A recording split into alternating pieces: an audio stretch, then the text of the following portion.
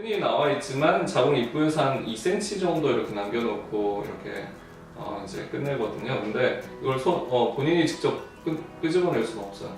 만져지지도 않고 굉장히 이제 가늘고 부드러운 실이기 때문에 우리가 질경으로 보고 이제 빼야 되고요. 간혹 가다가는 그 실이 말려 들어가 있거나 끊겨 있는 경우도 있어요. 그런 경우에는 기구를 사용해서 안에서 제거를 해야 될 수도 있습니다.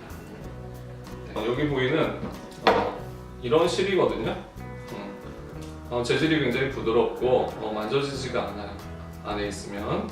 그리고 우리가 혹시 루프를 넣어놨을 때 본인이 어떤 이물감 같은 걸 느끼지 않는지 걱정을 하시는데 전혀 못 느끼실 수가 없어요.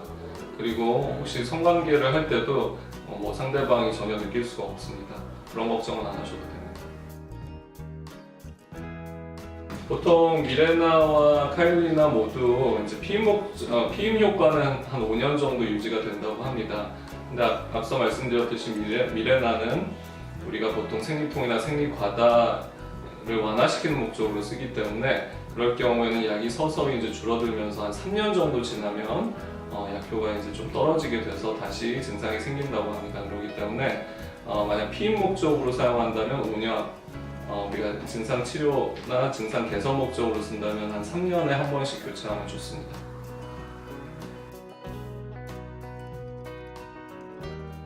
생리불순이나 생리통, 생리과다 같은 거는 청소년들도 생길 수가 있는 질환입니다. 그런 거의 치료 목적으로는 보통 이제 경구 약제들을 쓰게 되는데 경구 약제를 못 쓰는 경우가 만약 있다라고 하면 이제 루프나 아니면 경피적인 약들을 쓸 수가 있겠죠. 그거는 주치의 선생님과 상의해서 결정을 해야 될 것 같습니다. 보통 루프를 삽입한 후에는 1, 2주 안에 그 위치를 확인하는 작업을 합니다. 보통 이제 초음파로 보면 되는데 그 사이에 과양에 출혈이 있거나 아니면 극심한 하복부 통증이 있을 때는 우리가 좀 일찍이라도 오셔가지고 확인을 하는 것이 중요하겠습니다.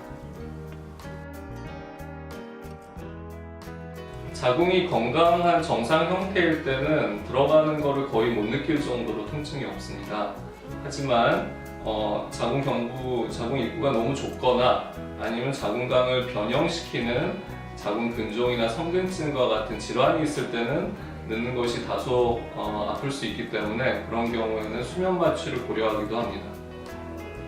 보통 생리통이나 생리과다를 일으키는 자궁 근종이나 자궁 성근증에 근치적인 치료 목적으로 루프가 사용되지는 않습니다.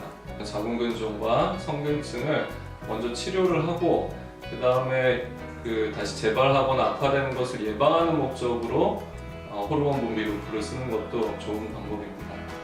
따라서 루프를 하고 나서도 생리통이 극심하거나 생리양이 많을 때는 반드시 주치의와 상의하는 것이 좋겠습니다.